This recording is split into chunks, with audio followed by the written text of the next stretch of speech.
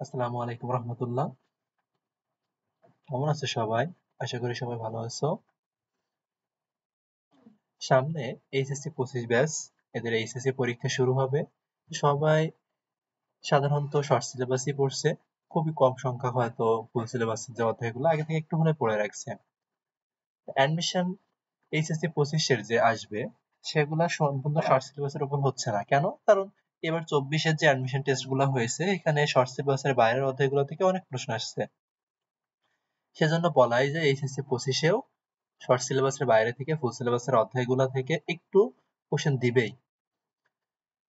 তারই আঙ্গিকে বোটানির কোষ চ্যাপ্টারটা খুবই গুরুত্বপূর্ণ। এবারও পরীক্ষায় এইখান থেকে এই অধ্যায় থেকে প্রশ্ন আসছে এবং নেক্সটে 25 ব্যাচে একটা প্রশ্ন আসবে। এমনকি মেডিকেল অ্যাডমিশন টেস্টেও কিন্তু এখান থেকে প্রশ্ন আসে।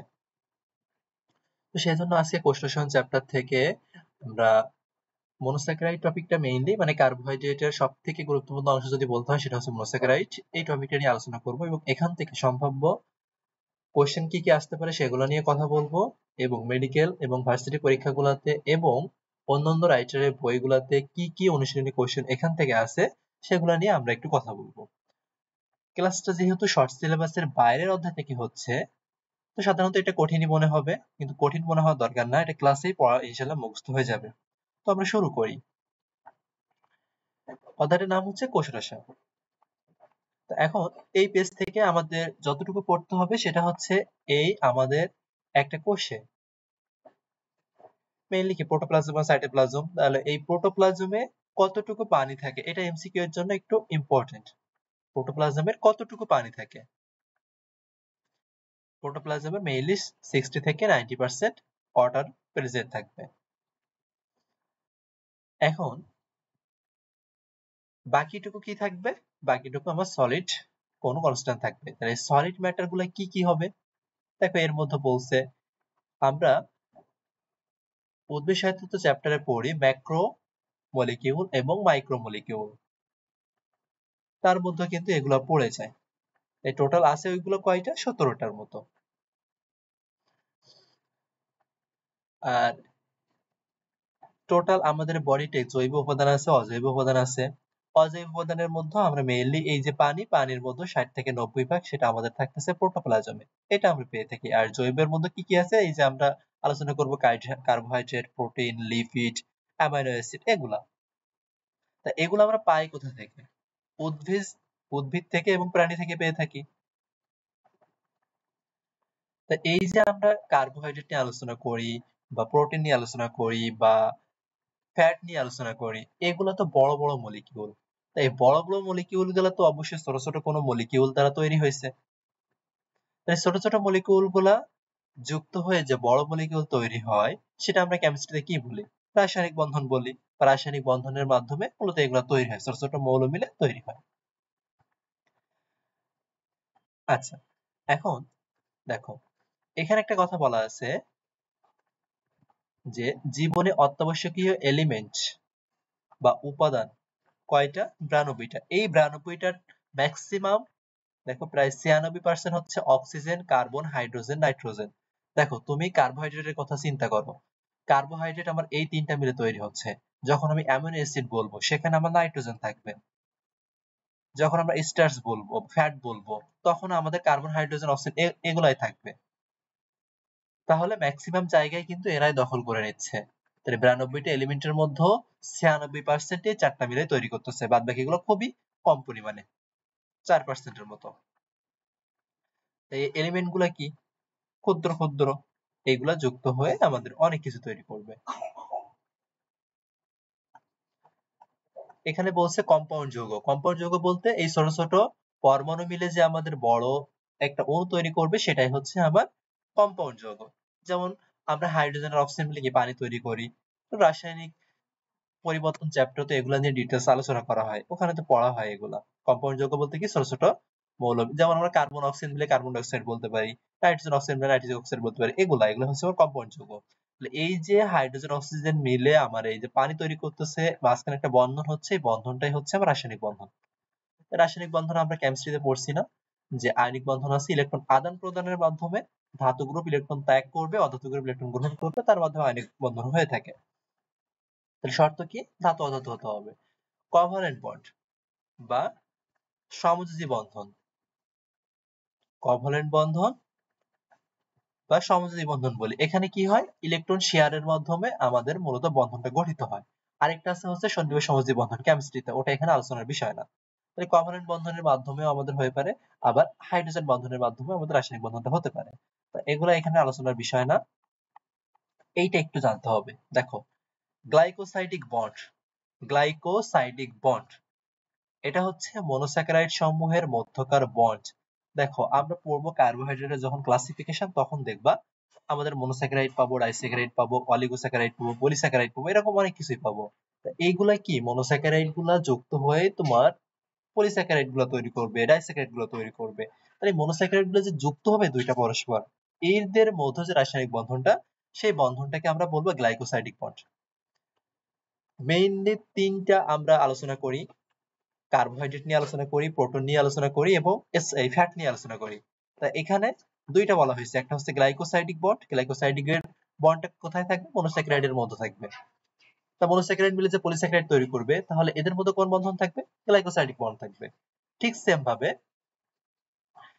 প্রোটিন তৈরি করতে গেলে অ্যামাইনো অ্যাসিড প্রয়োজন, বা প্রোটিনকে ভাঙলে প্রোটিনের গাঠনিক একক কি? Amino acid. কার্বোহাইড্রেটের গাঠনিক একক যেমন গ্লুকোজ, তাহলে গ্লুকোজ গ্লুকোজ মিলে আমাদের যে তোমার গ্লাইকোজ তৈরি করবে বা ফ্রুক্টোজ তৈরি করবে, ফ্রুক্টোজ গ্লুকোজ মিলে সুক্রোজ তৈরি করবে, এগুলোর মধ্যে সব কিন্তু গ্লাইকোসাইডিক বন্ড থাকবে, কারণ সবই মনোস্যাকারাইড। কিন্তু তুমি দুইটা অ্যামাইনো অ্যাসিড মিলে যখন তুমি একটা প্রোটিন তৈরি করবা, তাদের মধ্যে থাকবে পেপটাইড বন্ড, তাদের মধ্যে কি থাকবে? পেপটাইড বন্ড থাকবে। এটা একটু মনে রাখতে হবে। তাহলে প্রোটিন, পেপটাইড বন্ড, অ্যামাইনো এই গ্লুকোজ বা মনোস্যাকারাইড, গ্লাইকোসাইডিক বন্ড। কার্বোহাইড্রেটের মধ্যে কোনটা থাকবে? কার্বোহাইড্রেটের মধ্যে গ্লাইকোসাইডিক বন্ড, প্রোটিনের মধ্যে থাকবে হচ্ছে আমার পেপটাইড বন্ড। এখানে কেমিস্ট্রি কিছু কথাবার্তা দেওয়া আছে, হাইড্রোক্সিল গ্রুপ। তো এখানে আমার দরকার হচ্ছে হাইড্রোক্সিল গ্রুপটা, কার্বনিল গ্রুপটা বায়োলজির জন্য। অ্যালকোহল গ্রুপ, অ্যালডিহাইড গ্রুপ, এটা হচ্ছে আমার অ্যালকোহল গ্রুপ, এটা হচ্ছে আমার কার্বনিল গ্রুপ। কার্বনিল গ্রুপে আমরা তো দুইটা পাই, একটা পাই হচ্ছে অ্যালডিহাইড এন্ড আরেকটা পাই হচ্ছে কিটোন। একটা অ্যালডিহাইড মূলক, একটা কিটোন মূলক। এই দুইটা মেইনলি আমরা এই অধ্যায়ে আলোচনা করব। আর এটা আলোচনা হবে প্রোটিন টপিকে। অ্যামাইনো অ্যাসিডটা, ফসফেটও দরকার হয়। ফসফেট মূলকটা কেমন দেখো, BF4 2- একটা Na, কার্বনের সাথে NH2, এটা হচ্ছে অ্যামাইনো অ্যাসিড। থায়োল গ্রুপ বা মার্কাপটল এগুলা দরকার নাই। এবার আসা মেইন আলোচনা, কার্বোহাইড্রেট। কার্বোহাইড্রেট বা শর্করা। তো দেখো, নামটা থেকে কিন্তু অনেক কিছু বোঝা যাচ্ছে। কার্বোহাইড্রেট, দেখো কার্বনের হাইড্রেট, হাইড্রেশন করতে হবে। কার্বোহাইড্রেট মানে কি? কার্বনকে হাইড্রেশন করতে হবে। তাহলে কার্বনকে যদি তুমি হাইড্রেশন করো, দেখো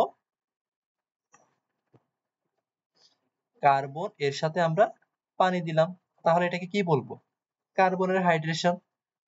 মানে কি? কার্বনের সাথে আমি ওয়াটার যুক্ত করতেছি, সেই জন্য এটাকে বলা যায় হাইড্রেটস অফ কার্বন বা কার্বনের জলায়ন। দেখো তুমি তাই করতেছো না, কার্বনের সাথে তুমি পানি যুক্ত করতেছো, এই জন্য এটাকে বলা হবে কার্বনের জলায়ন বা হাইড্রেটস অফ কার্বন।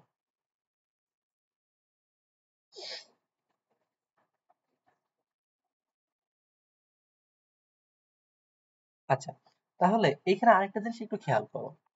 আমরা তো পাইলাম এখানে কার্বন, হাইড্রোজেন, অক্সিজেন থাকতেছে না? এই কার্বোহাইড্রেট হতে গেলে কার্বন, হাইড্রোজেন এবং অক্সিজেন থাকতে হয়। কার্বন, হাইড্রোজেন এবং অক্সিজেন থাকতে হয়। তা এই জায়গাটাতে দেখো বইয়ে বলা আছে কার্বোহাইড্রেট হওয়ার একটা শর্ত আছে। দেখো বলছে, যে সকল অ্যালডিহাইড বা কিটোন জাতীয় যৌগে কতগুলো হাইড্রোক্সিল গ্রুপ থাকবে, অথবা আদ্র বিশিষ্টতে কতগুলো হাইড্রোক্সিল গ্রুপ যুক্ত অ্যালডিহাইড বা কিটোন হবে, সে সকল যৌগকে কার্বোহাইড্রেট বলবো। আচ্ছা দেখো, ধরো এটা হচ্ছে একটা জায়গায় আছে তোমার CHO এন্ড আরেকটাতে আছে এরকম কিটোন গ্রুপ। তাহলে এই কিটোন গ্রুপ যুক্ত আর এই যে অ্যালডিহাইড গ্রুপ যুক্ত, এই দুইটা থাকলে সেটাকে আমরা বলবো কার্বোহাইড্রেট। এখন এটাকে ডিরেক্টলি কার্বোহাইড্রেট বলা যাবে না। দেখো, কার্বোহাইড্রেট হতে গেলে বইয়ে একটু বলা আছে তিনটা শর্ত আছে। কার্বোহাইড্রেট হতে গেলে তোমাকে তিনটা শর্ত মেনটেন করতে হবে। প্রথমত কার্বনিল গ্রুপ থাকতে হবে, অ্যালডিহাইড অথবা কিটোন গ্রুপ থাকতে হবে। এটা হচ্ছে বাধ্যতামূলক, মাস্ট, এটা থাকা লাগবে। এটা না থাকলে তোমার সেটা কার্বোহাইড্রেট হবে না। দ্বিতীয়ত মিনিমাম সর্বনিম্ন 2টি অ্যালকোহল গ্রুপ বা ওএইচ গ্রুপ থাকতে হবে। সর্বনিম্ন, ম্যাক্সিমাম যতগুলো থাকতে পারে এটা সমস্যা না, এই দুইটা মাস্ট, বাধ্যতামূলক। তৃতীয়ত কার্বন, হাইড্রোজেন এবং অক্সিজেন এদের অনুপাত 1:2:1, এটা বাধ্যতামূলক না, মাস্ট থাকা লাগবে না। এই দুইটা তোমার মাস্ট থাকা লাগবে। এই দুইটা যদি কোনো কারণে অ্যাবসেন্ট থাকে তাহলে সেটা তোমার কার্বোহাইড্রেট হবে না, সেটা তোমার কার্বোহাইড্রেট হবে না। এখন যখন এই কার্বনের গ্রুপ তো আমরা দুইটা জানি, একটা হচ্ছে CHO আর একটা হচ্ছে কিটোন গ্রুপ। তো যখন CHO প্রেজেন্ট থাকবে, যেমন এইখানে বললাম, যখন CHO বা অ্যালডিহাইড গ্রুপ থাকবে তখন এটাকে আমরা বলবো অ্যালডোস শর্করা, আর যখন কিটোন গ্রুপ থাকবে তখন আমরা বলবো কিটোস শর্করা। তা এখন শুধুমাত্র অ্যালডিহাইড কিটোন গ্রুপ থাকলেই কিন্তু তুমি সেটা বলতে পারবে না, এটার সাথে কি থাকতে হবে, মিনিমাম দুইটা অ্যালকোহলীয় গ্রুপ থাকতে হবে বা দুইটা ওএইচ থাকতে হবে, তাহলে তুমি অ্যালডো শর্করা বা কিটোস শর্করা যেটা দরকার সেটা বলতে পারবা, যেটা দরকার সেটা বলতে পারবা। এই যে অ্যালডোজ, ওজ, ওএসি এইটাই কিন্তু, বা কিটোজ, এখানে দেখো তুমি যদি বলো কিটোজ, এই ওজ মানে কিন্তু তোমার শর্করা, বা অ্যালডোজ, ওজ মানে কিন্তু এখানে শর্করা নির্দেশ করতেছে, তাই নাম থেকে কিন্তু আমরা এটা বুঝলাম। আচ্ছা, তাহলে এখানে আমরা কারা কারা কার্বোহাইড্রেট হবে এটা আমরা বলতে পারি। তো দেখো, এই CHO এটা কি ফর্মালডিহাইড না, এটা ফর্মালডিহাইড, এবং CH3CH এটা হচ্ছে আমার ইথানোয়িক অ্যাসিড। এই দুইটা কি অ্যালডিহাইড হবে? এখানে দেখো কার্বন এবং হাইড্রোজেন, কার্বন, হাইড্রোজেন, অক্সিজেন এদের অনুপাতটা কি 1:2:1 না? দেখো, কার্বন একটা, হাইড্রোজেন দুইটা, অক্সিজেন একটা, তাহলে এখানে অনুপাত কিন্তু 1:2:1। এখানেও হিসেব করে দেখো, কার্বন দুইটা, হাইড্রোজেন চারটা, তার মানে 2:4, অক্সিজেন কয়টা, দুইটা, তার মানে বলতে পারি 1:2:1। তাহলে এদের 3 নম্বর শর্তটা মানছে, তাহলে কি এরা কার্বোহাইড্রেট হবে?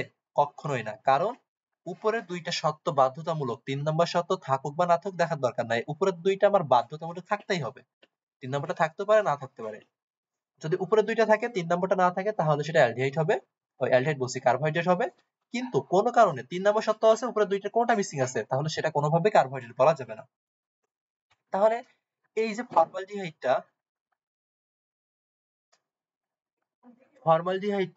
এই ফর্মালডিহাইডটাই দেখো কোনো ওএইচ গ্রুপ নাই, মিনিমাম দুইটা ওএইচ গ্রুপ থাকতে হবে, এখানে কোনো ওএইচ গ্রুপ নাই। এই যে ইথানোয়িক অ্যাসিড, এখানেও কোনো ওএইচ গ্রুপ নাই, তাহলে এই দুইটা কি কার্বোহাইড্রেট হবে? হবে না, কারণ বাধ্যতামূলক যে শর্ত কার্বোহাইড্রেট মানার, সেই জিনিসটা এখানে নাই, সেজন্য এটাকে আমরা বলতে পারবো না যে এটা, এই দুইটা কার্বোহাইড্রেট। ঠিক এরকম আরেকটা জিনিস আছে, দেখো গ্লিসারালডিহাইড, গ্লিসারালডিহাইড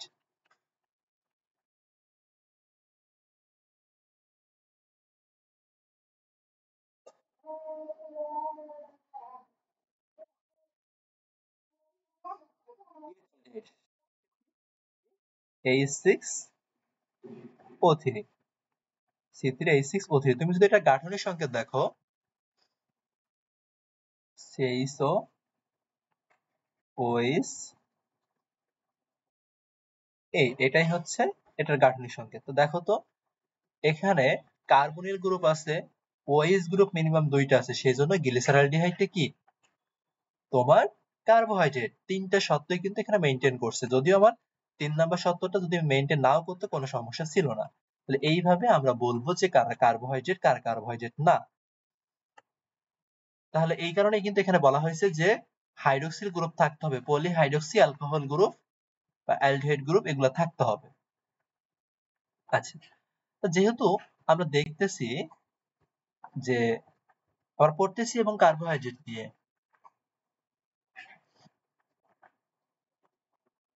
দেখো এই জন্য এখানে বলা হয়েছে এই যে অ্যাসিটিক অ্যাসিড, ফর্মালডিহাইড এরা কিন্তু কার্বোহাইড্রেট না। আবার দেখো এই যে সুক্রোজ, সুক্রোজে তুমি গাঠনিক সংকেত দেখবা, সেখানে তোমার এই যে কার্বন, হাইড্রোজেন, অক্সিজেনের যে অনুপাতটা 1:2:1, এটা মেনটেন না করলেও তো মেনটেন করে নাই, বোঝাই যাচ্ছে এখানে কার্বন 12টা অক্সিজেন 11টা। এটা যদি মেনটেন নাও করে, তারপরে দেখবা এখানে দুইটা মিনিমাম ওএইচ গ্রুপ আছে এবং সেখানে অ্যালডিহাইড গ্রুপ বা কিটোন গ্রুপ আছে। সেজন্য সেটাকে আমরা বলবো, সুক্রোজকে বলবো কি, কার্বোহাইড্রেট। আচ্ছা, অধিকাংশ শুকনা ওজনে 50 থেকে 80% কার্বোহাইড্রেট থাকে। সুক্রোজের ফর্মুলা তো এটা, সুক্রোজটাকে আমরা সাধারণত কি হিসেবে চিনি? চিনি হিসেবে চিনি না? দেখো, চিনি বললাম, আবার এটাই হচ্ছে চিনি যেটা আমরা খাই সাধারণত। কার্বোহাইড্রেট কোথা থেকে পাওয়া যায়? কার্বোহাইড্রেট মেইনলি উৎস হচ্ছে উদ্ভিদ। এটা তো জানি আমরা, আমরা উদ্ভিদ থেকে পেয়ে থাকি। আমরা ভাত খাই, ধান, তারপরে আমরা শাকসবজি খাই, আটা খাই। আটা তো গম থেকে তৈরি হয়, সবই কি কার্বোহাইড্রেট জাতীয়। তারপরে এই যে এরা স্টার্চ রূপে আমরা এই কার্বোহাইড্রেট গুলা কি সঞ্চিত করে রাখতে পারি, উদ্ভিদ সঞ্চিত করে রাখতে পারে। আমরা প্রাণী দেহে কিভাবে, আমরা তো প্রাণী দেহে তো আর স্টার্চ রূপে সঞ্চিত করে রাখতে পারি না, প্রাণী দেহে আমরা গ্লাইকোজেন রূপে সঞ্চয় করি। কোথায়? মেইনলি মাংসপেশি এবং যকৃতে। মেইনলি আমরা মাংসপেশি, যকৃতে এগুলা সঞ্চয় করে রাখি কার্বোহাইড্রেট গুলা, কি হিসেবে? গ্লাইকোজেন হিসেবে। এখন আসো খুব ইম্পর্টেন্ট পরীক্ষার জন্য এই কার্বোহাইড্রেটের বৈশিষ্ট্য, কার্বোহাইড্রেটের বৈশিষ্ট্যগুলা। দেখো, এই কার্বোহাইড্রেট বৈশিষ্ট্যগুলা আমরা সরাসরি মুখস্থ করব না, আমরা বুঝে বুঝে একটু অ্যান্সার করব। দেখো, এটার জন্য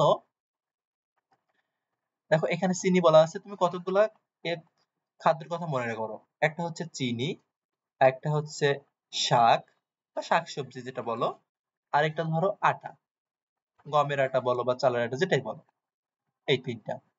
এবার বৈশিষ্ট্যগুলো আসো, দেখো প্রথমে এখানে বলছে যে এরা দানাদার। চিনি কেমন? দানাদার না? শাক, এটা কি তন্তুময় না? আটা, এটা কেমন পাউডার জাতীয় না?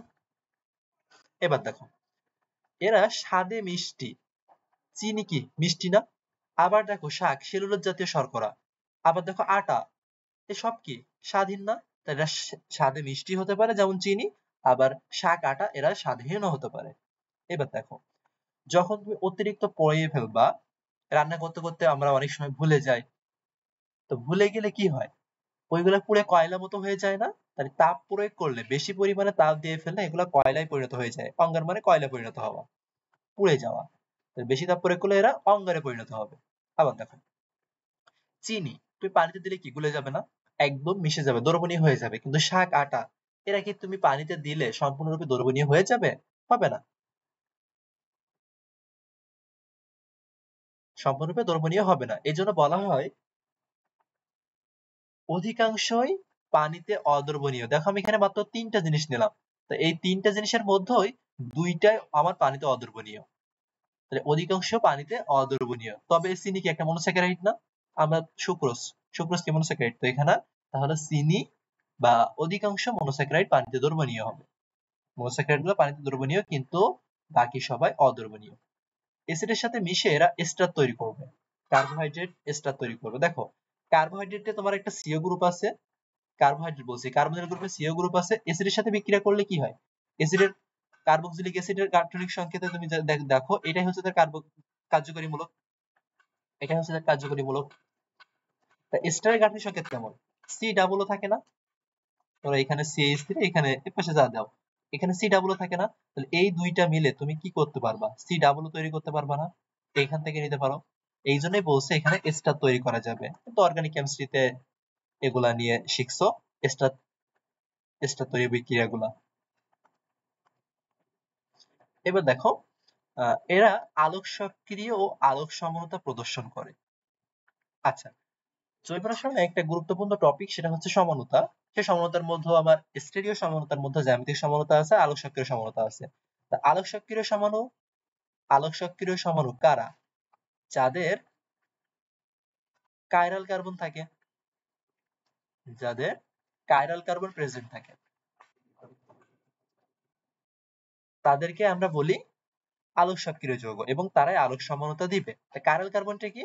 একটা কার্বনের চারটা যে হাত থাকে, চারটা হাতে চারটা ভিন্ন জিনিস থাকতে হবে, তাহলে তাহলেই সেই কার্বনটা কাইরাল কার্বন হবে এবং সে আলোক সক্রিয়তা প্রদর্শন করবে। সে আলোক সক্রিয়তা প্রদর্শন করবে। এখন দেখো কিভাবে এরা আলোক সক্রিয়তা প্রদর্শন করে। দেখো এটা আমরা গ্লুকোজ দেখছি, এই গ্লুকোজে কার্বন কার্বন কয়টা আছে দেখো তো। এটা একটা কার্বন কার্বন না, এটা একটা ভিন্ন মূলক, এটা একটা ভিন্ন জিনিস, এটা একটা ভিন্ন জিনিস, আর এই বড় একটা জিনিস। তাহলে এই কার্বনটা হচ্ছে কারাল কার্বন। সেম ভাবে 3 নাম্বার কার্বনও দেখো, এটাও একটা কারাল কার্বন, এটা একটা কারাল কার্বন, এটা একটা কারাল কার্বন। টোটাল 4টা কারাল কার্বন আছে গ্লুকোজে। গ্লুকোজে টোটাল 4টা কারাল কার্বন আছে। তাহলে যেহেতু এখানে কারাল কার্বন প্রেজেন্ট, সেজন্য কি বলবা, এরা আলোক সক্রিয় বা আলোক সমানতা প্রদর্শন করবে। তাহলে বৈশিষ্ট্যগুলো আশা করি এখান থেকে মুখস্থ করার দরকার নাই। তারপরে কার্বোহাইড্রেটের কাজ দেখো, কার্বোহাইড্রেটের কাজ মুখস্থ করার দরকার নাই, তুমি দেখে দেখে ওগুলো বলতে পারবা, দেখে দেখে বলতে পারবা। প্রথমে দেখো, তুমি যদি এখানে খেয়াল করো যে জীবদেহের শক্তির প্রধান উৎস হিসেবে কাজ করে। দেখো আমরা উদ্ভিদ সাহিত্য চ্যাপ্টারে কি পড়ছি, এটিপি তৈরি করছি না? তো এটিপি তৈরি এখানে গ্লাইকোলাইসিস প্রক্রিয়া, গ্লাইকোলাইসিস প্রক্রিয়া শুরু হয় কি দিয়ে, গ্লুকোজ দিয়ে। তা গ্লুকোজ কি একটু পরে পড়বো আমরা, গ্লুকোজ একটা কার্বোহাইড্রেট। তাহলে এরা কি শক্তির প্রধান উৎস হিসেবে কাজ করতেছে। সাপোর্টিং টিস্যুর গাঠনিক উপাদান, দেখো তোমরা টিস্যু তন্ত্র অধ্যায় পড়ছো না, যে কোলেন কাইমা স্ক্লেন কাইমা এগুলো কি দিয়ে তৈরি হয়, সেলুলোজ দিয়ে। সেলুলোজের উপর দাঁড়িয়েই তো এই আমাদের এই উদ্ভিদগুলো তৈরি হচ্ছে। তাহলে সাপোর্টিং টিস্যুর গাঠনিক উপাদান হিসেবেও থাকতেছে, মানে সেলুলোজ বলতেছে এখানে মেইনলি। উদ্ভিদ গঠনকারী পদার্থগুলো কার্বন কাঠামো প্রদান করে। এই যে কার্বন স্কেলেটন, আমি যে সেলুলোজের কথাটা বললাম, সেলুলোজ কি দিয়ে তৈরি, কার্বন দিয়েই তো তৈরি মেইনলি। তাহলে এই জন্য এখানে কার্বন কাঠামো প্রদান করতেছে। হাড়ের সন্ধিস্থলে লুব্রিকেন্ট হিসেবে কাজ করে। হাড়ের সন্ধিস্থল যেগুলা, প্রত্যেকটা joint, knee joint, elbow joint, ankle joint, যে জয়েন্টই বলো না কেন, সে জয়েন্ট গুলোতে আমাদের একটা ফ্লুইড থাকে, ফ্লুইডটা হচ্ছে সাইনোভিয়াল ফ্লুইড। যদিও এটা জুলজির পড়া। এই সাইনোভিয়াল ফ্লুইড গুলা আবার তৈরি হয় মেইনলি কার্বোহাইড্রেট দিয়ে। একটা লুব্রিকেন্ট, ফ্লুইড, এগুলা কার্বোহাইড্রেট দিয়ে তৈরি। তারপরে সঞ্চয়ী পদার্থ, এই যে বললাম স্টার্চ, স্টার্চ কি উদ্ভিদের সঞ্চিত পদার্থ না? তাই উদ্ভিদের সঞ্চিত পদার্থ স্টার্চ, এটা স্টার্চটা মনে রাখবে, স্টার্চ উদ্ভিদের সঞ্চিত পদার্থ হিসেবে কাজ করবে, বিরাজ করবে। এটা তো কার্বোহাইড্রেট স্টার্চ একটা। ক্যালভিন চক্র বা সি3 চক্র, ক্রেব চক্র, ক্রেব চক্র তো মাইটোকন্ড্রিয়ায় হয়, উদ্ভিদ সাহিত্যতে পড়ছো। ক্যালভিন চক্রে কি কি থাকে, রাইবোলোজ থাকে। তো ওগুলা কি, সবই তো কার্বোহাইড্রেট। একটু পরে পড়বো আমরা রাইবোলোজ কেন কার্বোহাইড্রেট ওগুলা।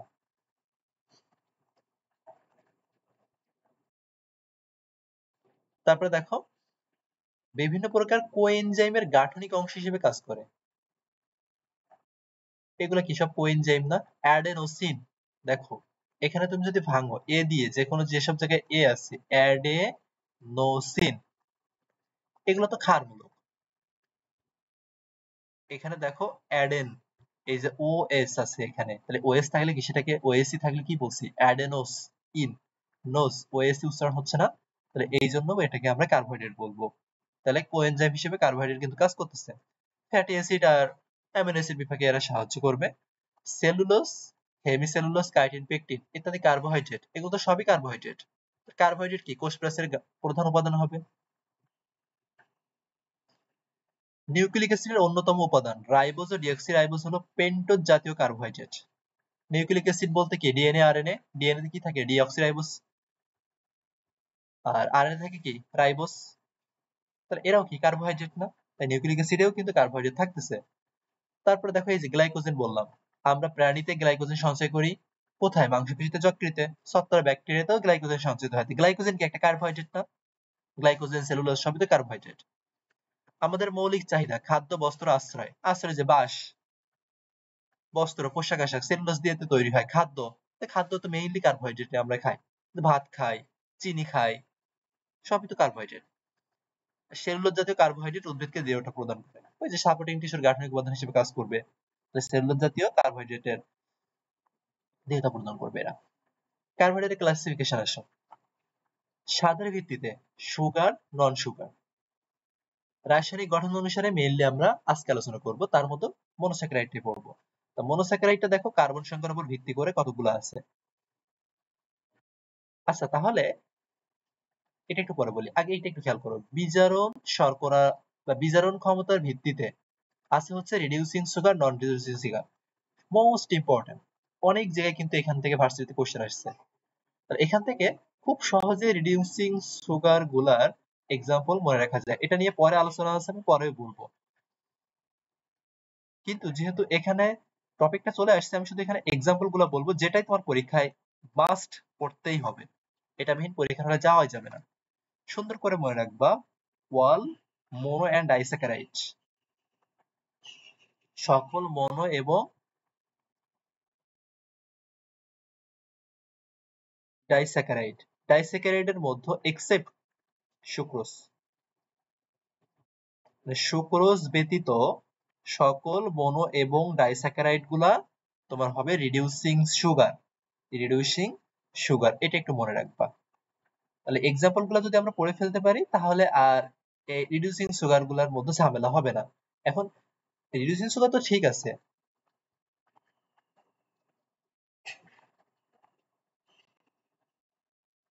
এখন মনোস্যাকারাইডের এক্সাম্পল, মনোস্যাকারাইড ক্লাসিফিকেশন আমরা পড়বো, ডাইস্যাকারাইডের ক্লাসিফিকেশন আমরা পড়বো। এছাড়াও আছে দেখো পলিস্যাকারাইড আছে, অলিগোস্যাকারাইড আছে, এগুলো আমাদের পরে আলোচনা, এগুলো এখন না। এখন আসো, এই যে প্রথমে আছে এখানে স্বাদের উপর ভিত্তি করে কার্বোহাইড্রেট দুই প্রকার, একটা হচ্ছে সুগার এবং নন সুগার। তুমি চিনির কথা চিন্তা করবা, সুগার বলতে কি, চিনির কথা চিন্তা করবা। সুগার বলতে এখানে মিষ্টি জাতীয় শর্করাকে বোঝাচ্ছে। সুগার বলতে কি, মিষ্টি জাতীয় শর্করাকে বোঝাচ্ছে। চিনি কেমন, চিনি মিষ্টি, চিনি দানাদার এবং সে পানিতে দ্রবণীয়। ঠিক তার অপোজিট গুলা কি হবে, মিষ্টি না জাতীয় এমন কিছু। তা দেখো, গ্লুকোজ, ফ্রুক্টোজ, সুক্রোজ, দুইটা মিলেই সুক্রোজ তৈরি হয়। সুক্রোজ মেইনলি আমরা চিনি হিসেবে জানি, তা সুক্রোজকে ভাঙলে যাদেরকে পাবো তারাও তো মিষ্টি জাতীয়ই হবে। তাই গ্লুকোজ, ফ্রুক্টোজ, সুক্রোজ এরা সবই মিষ্টি জাতীয়। আর এক্সট্রাসেলুলোজ, গ্লাইকোজেন এরা মিষ্টি জাতীয় না। এবার আসলে মেইনলি যেটা আলোচনা করতে চাচ্ছি, রাসায়নিক গঠন অণুর ভিত্তিতে কার্বোহাইড্রেটকে 4 শ্রেণীতে ভাগ করা হয়েছে: মনোস্যাকারাইড, ডাইস্যাকারাইড, অলিগোস্যাকারাইড, পলিস্যাকারাইড। এখন আসো মনোস্যাকারাইড নিয়ে। মনো মানে কি, এক, বোঝাই যাচ্ছে মনো মানে কি এক। যাদেরকে হাইড্রোলাইসিস করলে আর কোন সরল কার্বোহাইড্রেট পাওয়া যায় না, সেগুলোকে মনোস্যাকারাইড বলবো। মানে একটা থাকবে, তুমি গ্লুকোজের কথা চিন্তা করো, গ্লুকোজে একটা কি থাকে, সিএইচও থাকে না? গ্লুকোজে একটা সিএইচও থাকে, তাকে কি তুমি কি আর ভাঙতে পারবা? আর ভাঙতে পারবা না। সেজন্য গ্লুকোজ একটা মনোস্যাকারাইড। তাহলে যাদেরকে হাইড্রোলাইসিস করলে অন্য কোনো সরল কার্বোহাইড্রেট পাওয়া যাবে না, তাদেরকেই বলবো মনোস্যাকারাইড। এই মনোস্যাকারাইডটা অন্যান্য কার্বোহাইড্রেট তৈরির বিল্ডিং ইউনিট হিসেবে কাজ করে, মানে এরা একে অপরের সাথে যুক্ত হয়ে অন্যান্য কার্বোহাইড্রেট গুলো তৈরি করে। এই যে যেটা বললাম, মনোস্যাকারাইড সমূহে একটা অ্যালডিহাইড গ্রুপ থাকবে অথবা একটা কিটোন গ্রুপ থাকবে, আর মিনিমাম দুইটা ওএইচ গ্রুপ থাকবে। তো এখন এখান থেকে বলো তো, মনোস্যাকারাইড হতে গেলে মিনিমাম কয়টা কার্বন দরকার, বুদ্ধি করে? তিনটা দরকার। কেন? কারণ দেখো, তুমি যদি পাশাপাশি তিনটা কার্বন নাও, একটাতে তুমি অ্যালডিহাইড বা কিটোন গ্রুপ যুক্ত করতেছো, আরেকটাতে ওএইচ যুক্ত করবা, আরেকটাতে ওএইচ যুক্ত করবা। কি বললাম, যে কার্বোহাইড্রেট হতে গেলে মিনিমাম দুইটা ওএইচ থাকতে হবে, তাই দুইটা ওএইচ দিবা, আরেকটাতে কার্বোহাইড্রেট কার্বনিল গ্রুপ দিবা। টোটাল তিনটা কার্বন, মিনিমাম তিনটা কার্বন হলে আমার মনোস্যাকারাইড হবে। এই জন্য দেখো এখানে বলাই হয়েছে মনোস্যাকারাইডে কার্বন সংখ্যা 3 থেকে শুরু হবে। দুইটা দিকে করতে পারবা? পারবা না। তাই মনোস্যাকারাইডে কার্বন সংখ্যা 3 থেকে 10। তাই কার্বন সংখ্যা অনুযায়ী মনোস্যাকারাইডের নামকরণ করা হয়েছে।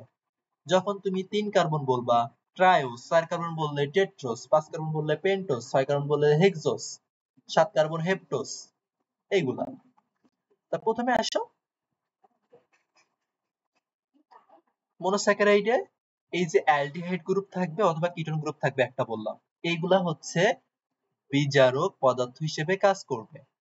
এগুলা বিজারক পদার্থ হিসেবে কাজ করবে। বেনেডিক্ট দ্রবণ বা কিউপ্রাস হাইড্রোক্সাইড পরীক্ষা যদি করা হয়, তাহলে কি হবে,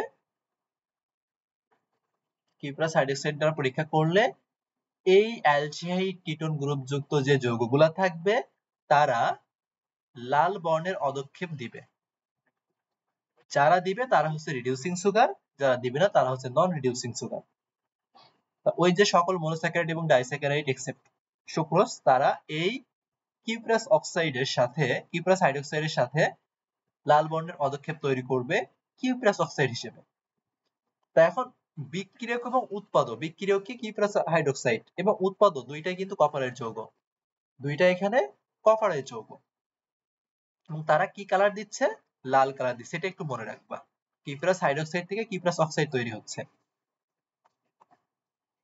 তাহলে আমরা প্রথমে বললাম যখন মনোস্যাকারাইড তো মিষ্টিই হবে। ট্রায়োস যখন 3 কার্বন থাকবে তখন সেটাকে আমরা ট্রায়োস বলবো। ট্রায়োস কিন্তু আমরা পড়ছি, আমরা গ্লাইকোলাইসিস পড়ছি না? তাই গ্লাইকোলাইসিসে দেখবা গ্লুকোজ 6 ফসফেডিহাইড্রোজিনেস এনজাইম দিয়ে ওখান থেকে কি পড়ছো, গ্লুকোজকে ভাঙলে কি পাওয়া যায়, এই যে গ্লিসারালডিহাইড এন্ড ডাইহাইড্রক্সি অ্যাসিটোন, এই দুইটা পাওয়া যায় না? গ্লিসারালডিহাইড এবং ডাইহাইড্রক্সি অ্যাসিটোন এই দুইটা তো পাওয়া যায়। এই দুইটাতে দেখো তিনটা করে কার্বন আছে, তাহলে এরাই হচ্ছে ট্রায়োস। এই গ্লিসারালডিহাইড ও ট্রায়োস, ডাইহাইড্রক্সি অ্যাসিটোন ও ট্রায়োস। এইখানে তো অ্যালডিহাইড মূলক থাকতেছে, বলাই আছে, নামেই বুঝতে পারতেছো। এবং এই চিত্রে দেখো এটাই হচ্ছে অ্যালডিহাইড মূলক। আর ডাইহাইড্রক্সি অ্যাসিটোন 2 নম্বরে দেখো এখানে কার্বনটা কিটোন মূলক আছে। এটা হচ্ছে কিটোস শর্করা, এটা হচ্ছে অ্যালডোস শর্করা। তাহলে গ্লিসারালডিহাইড হচ্ছে অ্যালডোস শর্করা আর ডাইহাইড্রক্সি অ্যাসিটোন হচ্ছে কিটোস শর্করা।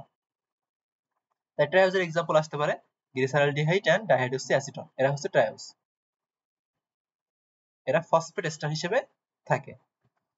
যখন 1 নাম্বার কার্বনে CH2 থাকবে সেটাকে আমরা বলবো গ্লিসারালডিহাইড, 2 নাম্বার কার্বনে যখন কিটোন মূলক থাকবে সেটাকে আমরা বলবো কিটোস শর্করা। তাহলে গ্লিসারালডিহাইড অ্যালডোস শর্করা আর ডাইহাইড্রক্সি অ্যাসিটোন হচ্ছে একটা কিটোস শর্করা। সিম্পল জিনিস। আর অ্যালডিহাইড কিটোন গ্রুপ আছে সেজন্য এদেরকে আমরা কি বলবো, রিডিউসিং সুগার। এরা হচ্ছে reducing sugar. Triose reducing sugar. Tetrose 4 carbon, tetrose হচ্ছে 4 কার্বন। আচ্ছা হ্যাঁ, আরেকটা জিনিস, এই যে সংকেতগুলো কি করে মনে রাখবা, সংকেত মনে রাখা কিন্তু কোনো কঠিন ঘটনা না। দেখো বইয়ে বলাই আছে এখানে মনোস্যাকারাইডের সাধারণ একটা সংকেত আছে। কার্যকরীমূলক পড়ছো না, সকল গ্রুপে একটা কার্যকরীমূলক থাকে না, রসায়নে পড়ছো। সাধারণ সংকেত হচ্ছে CnH2n1। যখন তোমরা ট্রায়োস বলবে এর জায়গায় 3 বসাবা, টেট্রোস বললে 4 বসাবা, পেন্টোস বললে 5 বসাবা, হেক্সোস বললে 6 বসাবা। এগুলো মনে রাখা কঠিন না, এজন্য ওগুলা নিয়ে আমি এখানে বলতেছি না। তাহলে এখানে আসো টেট্রোস, আসো টেট্রোস। তাহলে টেট্রোস কাকে বলবো, যখন কার্বন সংখ্যা 4 হবে, 4 কার্বন বিশিষ্ট মনোস্যাকারাইডকে আমরা বলবো মেইনলি টেট্রোস। টেট্রোস।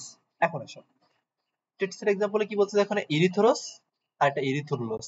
এখন ঝামেলা হচ্ছে এই কোনগুলা অ্যালডোস শর্করা কোনগুলা ইরিথ্রোলোস শর্করা, এই কিটোস শর্করা, এগুলো মনে রাখা একটু ঝামেলা। এখন ঝামেলা না মনে করে একটু সহজে এটা মনে রাখার চেষ্টা করবা। যেগুলোর শেষে এই লোস থাকবে, ওজ না কিন্তু, যেগুলোর শেষে মেইনলি লোস থাকবে সেগুলাকে কি বলবা, আমি ইংরেজিতেই বলি, উচ্চারণটা বাংলায় বললে কেমন দেখা যায়। আমরা এর আগে পড়ছি কি, একটা থাকতেছে তোমার ওস, আরেকটা থাকবে উলোস। যেগুলাতে ওস থাকবে সেগুলাকে তুমি বলবা অ্যালডোস শর্করা, কারণ অ্যালডোস। আর যেগুলাতে উলোস থাকবে সেগুলোকে তুমি বলবা কিটোস শর্করা। তো সেই হিসেবে যদি আমি এখানে তোমাদের বলি, দেখো রাইবোজ, এটা কি অ্যালডোস শর্করা না, ওজ আছে। তাহলে এখানে যদি তুমি বলো রাইবুলোজ, উলোজ আছে, তাহলে উলোজ হলে কি, সেটা কিটোস শর্করা। তারপরে এইখানে যেটা দেখলাম টেট্রোজে ইরিথ্রোজ, ওজ আছে, অ্যালডোস শর্করা। তুমি যদি বলো ইরিথ্রোলোজ, ইরিথ্রোলোজ, এটা কি কিটোস শর্করা, কারণ এখানে উলোজ আছে। তারপরে জাইলোজ, জাইলোজ কি, ওজ আছে, অ্যালডোস শর্করা। যদি বলো জাইলুলোজ, তাহলে এটা কি হয়ে যাবে, উলোজ আছে, তাহলে এটা কিটোস শর্করা হয়ে যাবে। তাহলে কিভাবে অ্যালডোস কিটোস আলাদা করবে সেটা আশা করি বুঝতে পারছো। দেখো আরেকটা কথা এখানে বলা আছে যে অধিকাংশ উদ্ভিদে ইরিথ্রোস গুলা ইরিথ্রোস 4 ফসফেট হিসেবে বিরাজ করবে। ইরিথ্রোস গুলা ইরিথ্রোস 4 ফসফেট হিসেবে বিরাজ করবে। ক্যালভিন চক্রে বলছিলাম না, রাইবোলোজ থাকবে, ইরিথ্রোস থাকবে এগুলা। তাহলে এরা ইরিথ্রোসটা এই 4 ফসফেট হিসেবে ক্যালভিন চক্রে হিসেবে থাকবে এরা। এরপর আসে 5 কার্বন যদি হয়ে যায় তাহলে সেটাকে আমরা বলবো কি, পেন্টোজ।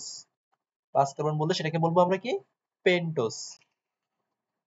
দেখো জাইলোস, রাইবোস, ডিঅক্সিরাইবোস, অ্যারাবিনোস, এরা সবই হচ্ছে, দেখো সবগুলোতে ওজ আছে, কোনোটাতে কিন্তু উলোজ নাই। এই যে জাইলোস, রাইবোস, ডিঅক্সিরাইবোস, অ্যারাবিনোস, কোনোটাতেই উলোজ নাই, তাহলে সবাই অ্যালডোস শর্করা। তাহলে বাকি থাকতেছে রাইবুলোস, জাইলুলোস এরা হচ্ছে কিটোজ শর্করা। একটু আগে এখানে আলোচনা করলাম। তাহলে কারা অ্যালডোস, কারা কিটোজ, এটা আশা করি বুঝতে পারবা, অ্যান্সার করতে পারবা। এবার আসো মেইনলি রাইবোস। এখান থেকে 23-24 মেডিকেল অ্যাডমিশন টেস্টে কিন্তু কোশ্চেন আসছে। 23-24 মেডিকেল অ্যাডমিশন টেস্টে রাইবোস থেকে কোশ্চেন চলে আসছে এবং ব্রড কোশ্চেন যেগুলো হয় সেইগুলোই আসছে। তো দেখো আমি এটা নিয়ে পড়ি একটু। রাইবোজ ওএসি আছে, তাহলে প্রথমে এটা আমরা বললাম এটা হচ্ছে অ্যালডোস শর্করা। রাইবোজ থেকে যদি আমরা বলি এটা হচ্ছে 5 কার্বন বিশিষ্ট পেন্টোজ সুগার। যেহেতু 5টা কার্বন সেজন্য পেন্টোজ বলতেছি। আবার এখানে কি ওজ আছে, অ্যালডোস গ্রুপ, তাহলে এটাকে আমরা অ্যালডো পেন্টোজও বলতে পারি না? অবশ্যই বলতে পারি। এটাকে এটাকে আমরা অবশ্যই অ্যালডো পেন্টোজ বলতে পারবো। তারপরে দেখো আমরা একটা পড়ছিলাম কার্বোহাইড্রেটের কাজে এরা নিউক্লিক অ্যাসিডে থাকবে। নিউক্লিক অ্যাসিড কি থাকে? Ribo nucleic acid. আরএনএ, আরএতে কি থাকবে তাহলে? Ribo nucleic acid. এই রাইবো থেকে হচ্ছে রাইবোস। তাহলে আরএতে থাকবে হচ্ছে রাইবোস, ডিএনএ থাকবে ডিঅক্সিরাইবোস। আচ্ছা, এই অ্যালডো সমূহের গলনাঙ্ক একটু বেশি হয়ে থাকে। এটা গলনাঙ্ক একটু পড়তে হবে 95 ডিগ্রি সেলসিয়াস। অ্যালডোজের গলনাঙ্ক কত? অ্যালডোজ বলতেছি, রাইবোজের গলনাঙ্ক হচ্ছে 95 ডিগ্রি সেলসিয়াস। একটা ইম্পর্টেন্ট কথা এখানে বলা আছে, দেখো যে গাঢ় হাইড্রোক্লোরিক অ্যাসিড, গাঢ় হাইড্রোক্লোরিক অ্যাসিডের সাথে বিক্রিয়া করে পারফিউলার অ্যাসিড তৈরি করবে। আমরা পাঠ থেকে এটা কিভাবে মনে রাখবো? পার্থক্য যখন সলভ করবো রাইবোজ এবং ডিঅক্সিরাইবোজে, তখন এটা বলবো। তাহলে আরএনএ তে থাকবে এরা, রাইবোজ থাকবে আরএনএ তে। নিউক্লিওসাইডের সাথে যুক্ত হয়ে অজীব ফসফেট যুক্ত নিউক্লিওটাইড। তা নিউক্লিওসাইড মিলেই তো নিউক্লিওটাইড তৈরি হয়। Nucleoside plus inorganic phosphate nucleotide, এটা নিয়ে বলার কিছু নাই। এইটা দেখো কোএনজাইম হিসেবে কাজ করবে। সবাই কি কোএনজাইম না? এর আগেও বলছি যেখানে যেখানে এ আছে, এর মধ্যে কি আছে? অ্যাডেনোসিন। এটা তো ক্ষারমূলক, আইন দ্বারা ক্ষার বোঝাচ্ছে। আর এখানে কি ওজ আছে না? উচ্চারণে ওজ মানে কি? সেটা কার্বোহাইড্রেট। তাই এখানে কার্বোহাইড্রেট বলতে এখানে রাইবোসটাই বুঝবো। তাহলে কোএনজাইম হিসেবে এরা কিন্তু কাজ করবে। এরা কোএনজাইম হিসেবেও কাজ করবে। এরা বিজারণ ক্ষমতা সম্পন্ন। এটা বিজারণ ক্ষমতা সম্পন্ন মানে কি? এটা রিডিউসিং সুগার। রাইবোজ তো একটা মনোস্যাকারাইড। বলেছি কি সকল মনোস্যাকারাইড হচ্ছে রিডিউসিং সুগার। তাহলে রাইবোজও একটা রিডিউসিং সুগার। আচ্ছা, রাইবোজের গঠনটা দেখো।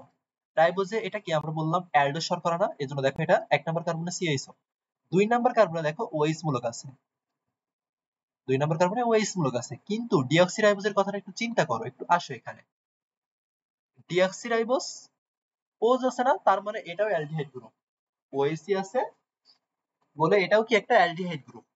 কিন্তু এটা 2 নম্বর কার্বনে দেখো ওএইচ ছিল, এটা 2 নম্বর কার্বনে অক্সিজেনটা কিন্তু বাদ হয়ে গেছে। তাহলে একটু খেয়াল করো, এখানে টোটাল অক্সিজেন হচ্ছে 5টা,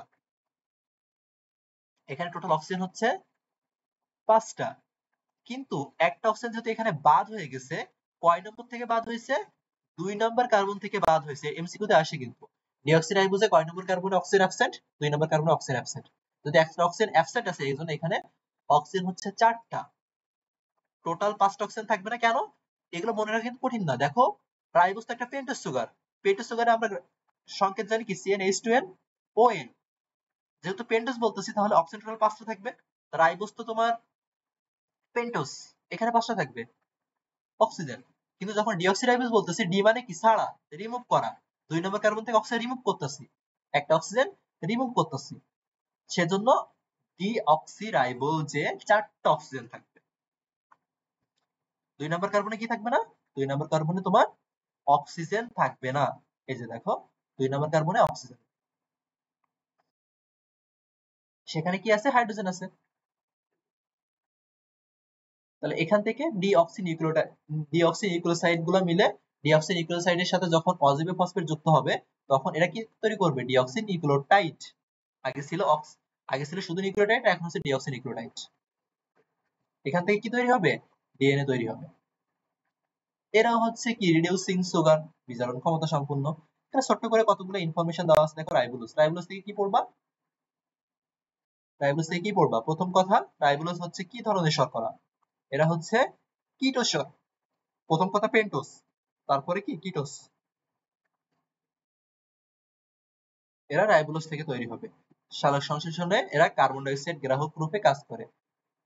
উদ্ভিদ সাহিত্য চ্যাপ্টারে কিন্তু এটা পড়ছো। সালোক সংশ্লেষণে কার্বন ডাই অক্সাইড গ্রাহক হিসেবে কাজ করে কি রাইবোলোজ।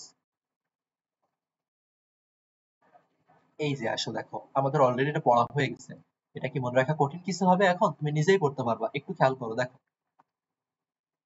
একটুখানি খেয়াল করো, মনোযোগ দাও। রাইবোজ আরএনএ এর অপরিহার্য উপাদান। রাইবোজ থেকে আরএনএ তৈরি করব, ডিএনএ ডিঅক্সিরাইবোজ থেকে তৈরি করব।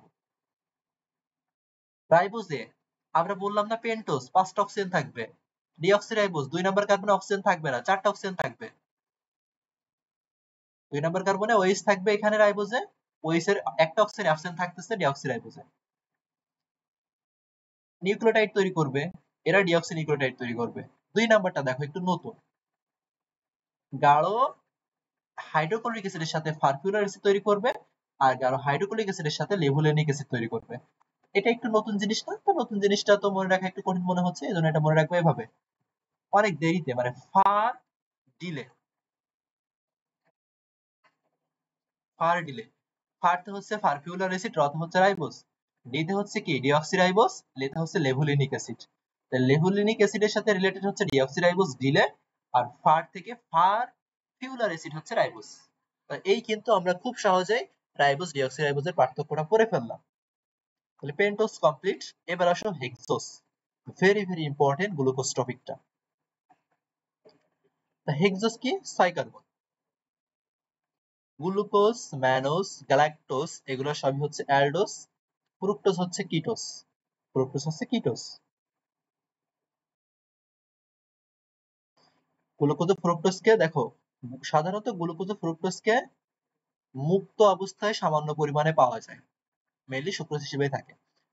গ্লুকোজ বা ডেক্সট্রোজ একটা উল্লেখযোগ্য মনোস্যাকারাইড। দেখো আমরা বাজারে কিন্তু গ্লুকোজ খাই, কিনতে পাই, পানিতে গুলে খাই এগুলা।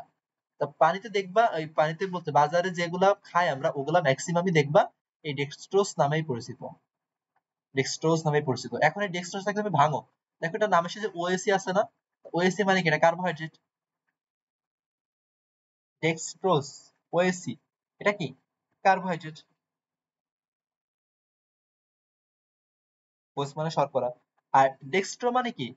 ডেক্সট্রো, ডেক্সট্রো মানে ডান দিকে ঘোরাবে। ওই যে আমরা আলোক সক্রিয় সমানুপাত পড়ছিলাম না, এটা একবর্ণী আলোকে ডান দিকে ঘোরাবে, এজন্য বলা হচ্ছে ডেক্সট্রো ওজ। ওজ মানে তো শর্করা, ডেক্সট্রো মানে ডান দিকে ঘোরাচ্ছে। ডি শর্করা, এটা হচ্ছে ডি শর্করা।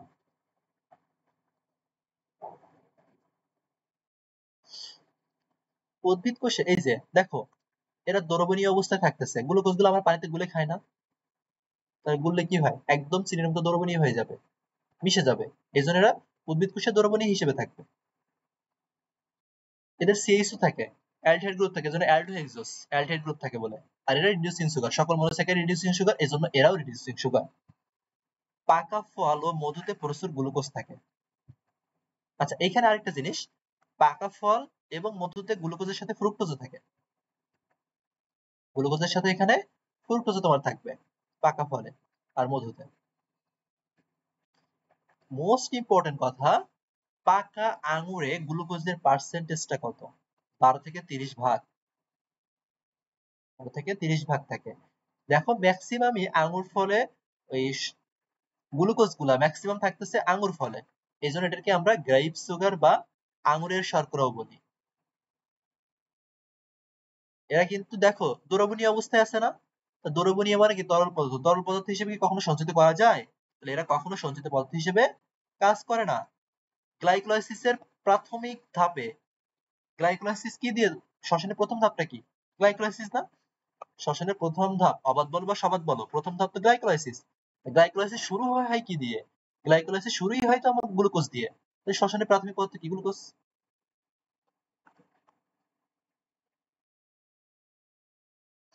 প্রকৃতিতে সবুজ উদ্ভিদ থেকে গ্লুকোজ তৈরি হয়।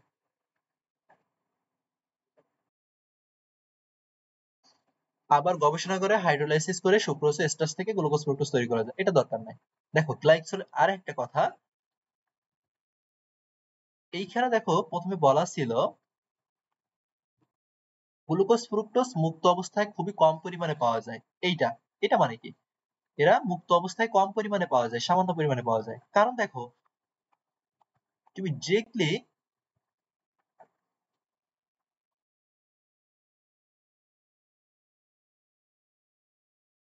গ্লাইকোলাইসিস প্রক্রিয়া কি তৈরি করো, ডিরেক্টলি গ্লুকোজ তৈরি করা যায়? গ্লাইকোলাইসিস প্রক্রিয়ায় কিন্তু ডিরেক্টলি তৈরি করা যায় না। গ্লুকোজ ডিরেক্টলি তৈরি করা যায় না, কারণ গ্লুকোজটাকে তো আমরা ভাঙি, গ্লুকোজটাকে আমরা ভেঙে ফেলি। তো এইখানে গ্লাইকোলাইসিস প্রক্রিয়া বা যেভাবে হোক, তুমি যখন কার্বোহাইড্রেট তৈরি করবা, সেই কার্বোহাইড্রেটটা কি তৈরি হয়? মেইনলি কার্বোহাইড্রেটটা কি তৈরি হয়? সুক্রোজ হিসেবে কিন্তু সারা দেহে তোমার পরিবাহিত হবে। সুক্রোজ হিসেবে মেইনলি এটা সারা দেহে পরিবাহিত হয়। পাতায় যে এটা তৈরি হয় সেটা মানে দেখো, তুমি গ্লাইকোলাইসিস কি হয়? প্রথমে গ্লুকোজ, গ্লুকোজ থেকে কি গ্লুকোজ 6 ফসফেট, এরপরে কি ফ্রুক্টোজ, আইসোমারিজমের মাধ্যমে মানে সমনীকরণের মাধ্যমে সেখান থেকে আমরা ফ্রুক্টোজ 6 ফসফেট পাই। এই ফ্রুক্টোজ হিসেবে ডিরেক্টলি তুমি গ্লুকোজ ফ্রুক্টোজ কি মুক্ত অবস্থায় পাচ্ছ না।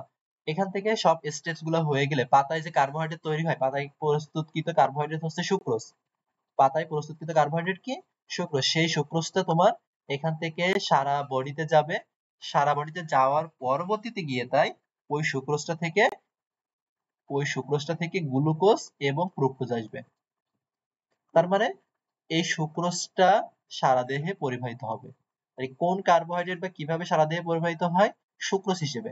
এমসিকিউ এর জন্য ইম্পর্টেন্ট এটা। তাহলে গ্লুকোজ কেন হচ্ছে না? কারণ এরা সরাসরি আমরা বেশি পাই না, সরাসরি আমরা বেশি এদেরকে পাইনি। গ্লুকোজের ব্যবহার, গ্লুকোজ কি স্বাদে মিষ্টি, পানিতে সহজে দ্রবণীয়, যেটা বললাম। দেখো, একটা মারাত্মক অসুস্থ একটা রোগী আসছে, তাকে তুমি ভাত খাইতে দিতে পারবা? সে হজম করতে পারবে না। তার পরিপাক ওইভাবে ডেভেলপ ছিল, এখন ডেভেলপ নাই। সে শক্ত জাতীয় খাদ্য হজম করতে পারবে না। তুমি ভাত দিবা, ভাত ভেঙবে, জটিল খাদ্য তো ভাত, এটা ভাঙবে, ভেঙে গ্লুকোজ তৈরি করবে, এটা সম্ভব না তার জন্য। সেজন্য আমরা ডিরেক্টলি গ্লুকোজ দিব, ডিরেক্টলি রোগীকে গ্লুকোজ দিবে এবং দিই আমরা। এই দেখো, রোগীর পথ্য হিসেবে গ্লুকোজ এর জন্য ব্যবহার করতে হবে। তো গ্লুকোজ কি? আমরা প্রথমে পড়ে আসছি কার্বোহাইড্রেট কি শক্তির উৎস হিসেবে কাজ করে, তাহলে এরা কি রোগীকে দ্রুত শক্তি দিবে, গ্লুকোজ গুলো রোগীকে দ্রুত শক্তি দিবে। ফল শুকিয়ে তাতে যদি গ্লুকোজ দেওয়া হয়, তাহলে সেখানে ফলগুলো সংরক্ষিত থাকবে, কারণ ফল শুকালে কি হয়? ফলের ভিতরে পানি থাকবে না। গ্লুকোজ দিলে সেখানে গ্লুকোজ কি করে? ফল শুকানোর জন্য কিভাবে কাজ করে? গ্লুকোজটা ওই ফলের মধ্য থেকে যে পানি থেকে পানিটা বের করে নিয়ে আসে। তাহলে ফলে আর পানি থাকলো না। ব্যাকটেরিয়া জন্মানোর জন্য খুবই সহায়ক হচ্ছে পানি। পানি না হলে ব্যাকটেরিয়া জন্মাবে না। পানি নাই ফলে, তাহলে কি ব্যাকটেরিয়া জন্মাবে? কখনোই না। তাহলে এই জন্য গ্লুকোজটা পানি, এই গ্লুকোজটা ফল সংরক্ষণ করে কিভাবে? পানি শোষণ করে নিয়ে। ক্যালসিয়াম গ্লুকোনেট হিসেবে ওষুধ শিল্পে গ্লুকোজটাকে ব্যবহার করা হয়। ক্যালসিয়াম এবং গ্লুকোনেট থেকে বুঝতে পারতেছো গ্লুকোজ।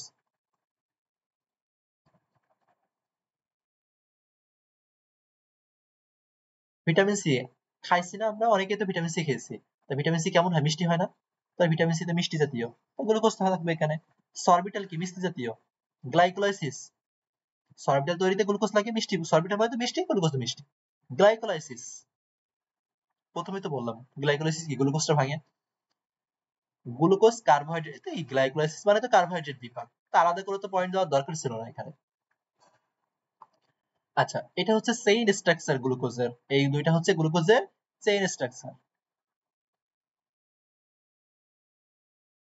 এটা কিন্তু দর্পণ প্রতিবিম্ব না। ডিএল গ্লুকোজ এখানে দর্পণ প্রতিবিম্বের মতো দেখানো হয়। সমনীকরণ চ্যাপ্টারে তো এগুলো নিয়ে পড়ছো, গ্লুকোজের সমনীকরণে। এটা হচ্ছে চেইন স্ট্রাকচার। যখন এই গ্লুকোজটাকে তুমি দ্রবণে দিবা তখন এই রকম হবে। এগুলো হচ্ছে দ্রবণে, এগুলো হচ্ছে দ্রবণে। এখন ডি গ্লুকোজ আর একটা এল গ্লুকোজ। ডি গ্লুকোজ মানে কি? এক বন্ধনী আলোকে এটা ডান দিকে ঘোরাচ্ছে, 5 নাম্বার কার্বনের ডান দিকে ওএইচ মূলক থাকতেছে, এটা হচ্ছে ডি গ্লুকোজ। ডি গ্লুকোজ কি? 5 নাম্বার কার্বনের ডান দিকে ওএইচ মূলক থাকলে সেটা ডি গ্লুকোজ। 5 নম্বর কার্বনের বাম দিকে যদি ওএইচ গ্রুপ থাকে সেটাকে তুমি বলবা এল গ্লুকোজ। এতটুকু আপাতত মনে রাখো। রিং স্ট্রাকচারের ক্ষেত্রে দেখো, ডি গ্লুকোজ এল গ্লুকোজ তো ছিলই, সাথে একটা এক্সট্রা যুক্ত করছে আলফা। একটা আলফা ডি গ্লুকোজ, একটা বিটা ডি গ্লুকোজ। এটা আবার কিভাবে?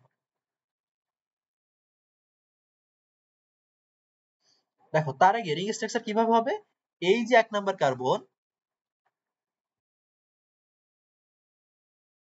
ওই 1 নাম্বার কার্বনের সাথে এই 5 নাম্বার কার্বনটা যুক্ত করবে, যুক্ত করে রিং স্ট্রাকচার হবে,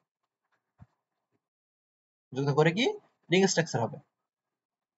6 নাম্বার কার্বনটা রিং এর বাইরে থাকবে। 1 আর 5 নাম্বার যুক্ত করছো, যুক্ত করলে দেখো তো যুক্ত করে কি হবে, একটা অক্সিজেন ব্রিজ তৈরি হবে না, এইটাকে বলা হয় গ্লাইকোসাইডিক বন্ড। এরকম, যদি এটা না এরকম কি, এটা কি ইথার বন্ধন না, ইথার বন্ধন বলা হয়, কিন্তু এটাকে ইথারীয় বন্ধন বলা যায়। আচ্ছা, কারণ ইথারে কি থাকে, এরকমই তো থাকে, দুই পাশে কার্বন থাকলে এটাই তো ইথারীয় বন্ধন। এখন আলফা বিটা কিভাবে আলাদা করবা, 1 নাম্বার কার্বনের নিচের দিকে ওএইচ থাকলে আলফা, উপরের দিকে যদি ওএইচ থাকে সেটাকে বলবা বিটা। সহজ, একদম সহজ কথা এখানে মনে রাখো। মানে এইখান থেকে নতুন যখন এই 1 নাম্বার 5 নাম্বার কার্বন যুক্ত করতেছি, 1 নাম্বার 5 নাম্বার কার্বন যুক্ত করলে নতুন যে ওএইচ মূলক তৈরি হচ্ছে, সেই ওএইচ মূলকটা যদি 1 নাম্বার কার্বনের নিচের দিকে থাকে তাহলে সেটা হবে আলফা, উপরের দিকে থাকলে সেটা হবে বিটা।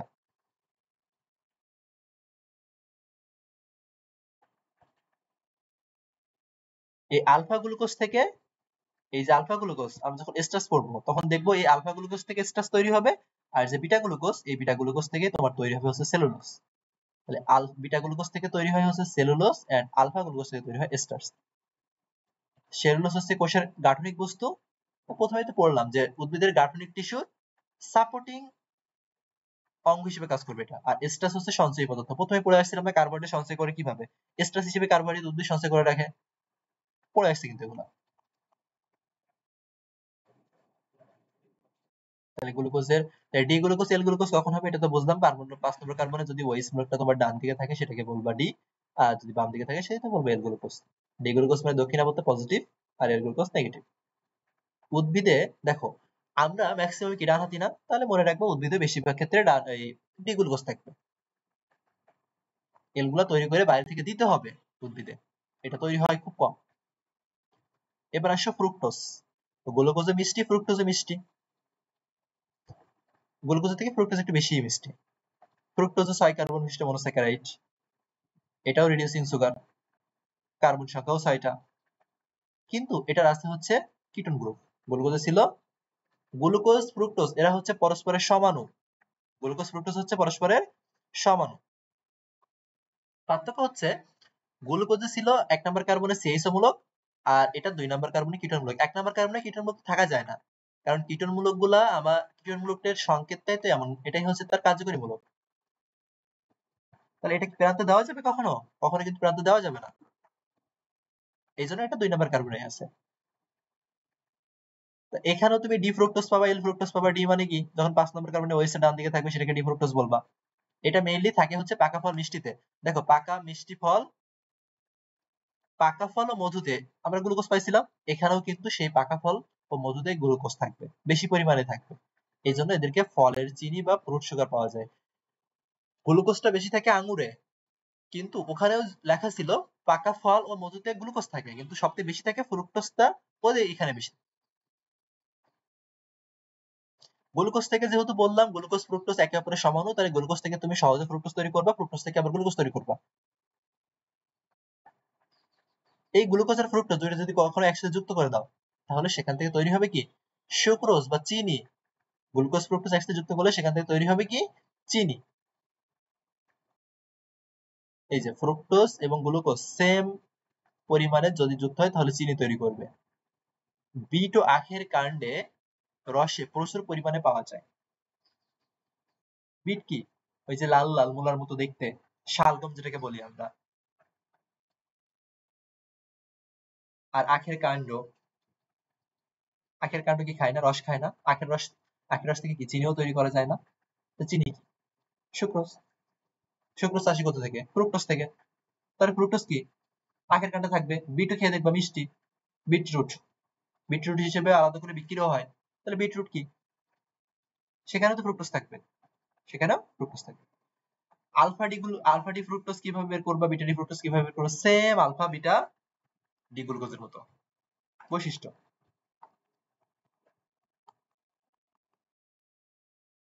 ফ্রুক্টোজ দানাদার, চিনি কি দানাদার, স্ফটিক আকার, স্ফটিক মানে কি দেখো ক্লাসের মতো আছে, মিষ্টি জাতীয় পদার্থ। ফ্রুক্টোজ মানে মনে করবা চিনি। গ্লুকোজ ও ফ্রুক্টোজ আণবিক সংকেত এক হলেও এদের মধ্যে পার্থক্য কোনটা? পার্থক্য ওই যে অ্যালডিহাইড কিটোন গ্রুপ, এদেরকে পরস্পর আইসোমার বলা হয়। ব্যবহার কোথায়? যেহেতু ফ্রুক্টোজ মিষ্টি, তাহলে মিষ্টি জাতীয় যে কোনো জিনিস তৈরি করতে সেখানে ব্যবহার করা হবে। সুক্রোজ তৈরি করতে গেলে গ্লুকোজ ফ্রুক্টোজ লাগবে, আর সুক্রোজকে ভাঙলে আমরা ফ্রুক্টোজ পাবো। গ্লুকোজ ও ফ্রুক্টোজের পার্থক্য দেখো। গ্লুকোজ হচ্ছে অ্যালডোহেক্টোজ, ফ্রুক্টোজ হচ্ছে কিটোহেক্টোজ, কিটোন গ্রুপ আছে এখানে। এটাকে বলতেছে আমরা গ্রেপ সুগার, এটাকে বলতেছে ফ্রুট সুগার। গ্লুকোজ ডিরেক্টলি তৈরি হয় সালোক সংশ্লেষণ প্রক্রিয়ায়। সালোক সংশ্লেষণে আমরা কি করি? কার্বন ডাই অক্সাইড, পানি এবং আলো 50 থেকে 60 আলো নিয়ে আমরা কি তৈরি করতে পারি? গ্লুকোজ তৈরি করতে পারি। কিন্তু ফ্রুক্টোজ ডিরেক্টলি তৈরি করা যায় না। ফ্রুক্টোজ দেখো গ্লাইকোলাইসিস প্রক্রিয়ায় যখন আমরা করি, গ্লাইকোলাইসিসে প্রথমে গ্লুকোজ থেকে গ্লুকোজ 6 ফসফেট, তারপরে ফ্রুক্টোজ 6 ফসফেট আসে। ডিরেক্টলি কিন্তু ফ্রুক্টোজ তৈরি করা যায় না। তাহলে সালোক সংশ্লেষণ প্রক্রিয়ায় গ্লুকোজ সরাসরি তৈরি করা যাবে, কিন্তু ফ্রুক্টোজ সরাসরি তৈরি করা যাবে না। শ্বসনের প্রাথমিক পদার্থ কি? গ্লুকোজ। শ্বসনে গ্লুকোজ হতে ফ্রুক্টোজ তৈরি হয়। প্রথমে গ্লুকোজটা ভাঙে তো, গ্লুকোজ থেকে গ্লুকোজ 6 ফসফেট থেকে ফ্রুক্টোজ 6 ফসফেট, এজন্য বলছে গ্লুকোজ থেকে ফ্রুক্টোজ তৈরি হবে।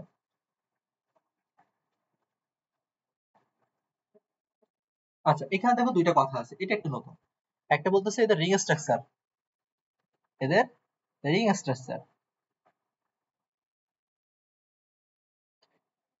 বলছে কি ফিউরানোস আর হচ্ছে পাইরানোস। দেখো অর্গানিক কেমিস্ট্রি তো পড়ছো, অর্গানিক কেমিস্ট্রিতে পড়ছো না? পড়ছো। তা এখন সরাসরি অর্গানিক আমি পড়াবো না এখানে। এটা একটা স্ট্রাকচার, এটা একটা স্ট্রাকচার। দেখো তো এখানে কার্বন কয়টা? একটা, দুইটা, তিনটা, চারটা, পাঁচটা। এখানে কার্বন কয়টা? চারটা। একটা, দুইটা, তিনটা, চারটা। এইটা হচ্ছে তোমার ফিউরানোস, আর এটা হচ্ছে তোমার, না উল্টে গেছে, ফিউরানোস হচ্ছে এটা। মানে ফিউরানোস বলতে ফিউরানোস, ফিউরান, এটা কি ফিউরান না? ফিউরানের মতো না? আর পাইরোলে দেখবা এটা হচ্ছে পাইরানোস। দেখো গ্লুকোজের যখন রিং স্ট্রাকচার ছিল, মেইন শিকলে কয়টা কার্বন ছিল? আমি একটু দেখাই আসি, গ্লুকোজের গাঠনিক সংকেতটা একটু দেখাই।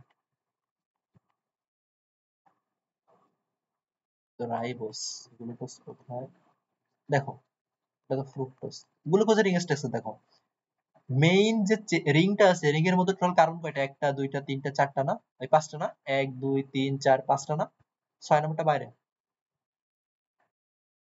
6 নম্বরটা বাইরে। এই জন্য এটাকে বলতে হবে কি পাইরানোস ধরনের। গ্লুকোজের রিং স্ট্রাকচারটা কেমন? পাইরানোস ধরনের। মেইন রিং এর মধ্যে থাকে পাঁচটা। ফ্রুক্টোজে দেখো, ফ্রুক্টোজে 6 কার্বন, কিন্তু মেইন চেইনের মধ্যে একটা, দুইটা, তিনটা, মেইন রিং এর মধ্যে চারটা আছে। বাকি যে দুইটা, এই দুইটা কিন্তু বাইরে।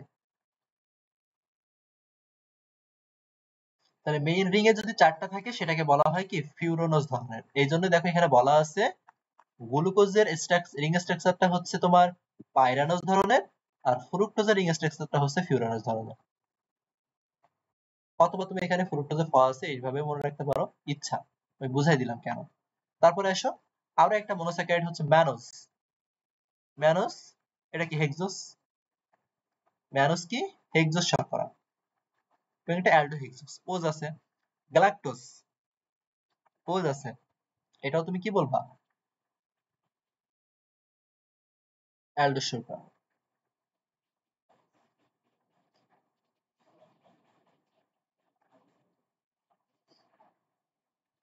গ্লুকোজ, ফ্রুক্টোজ, ম্যানোজ, গ্যালাক্টোজ হলো গাঠনিক আইসোমার। এদের গাঠনিক ফর্মুলা হচ্ছে এটা। এরাও কিন্তু হেক্সোস। তাহলে 3, 4, 5, 6 পর্যন্ত আলোচনা করা হয়েছে।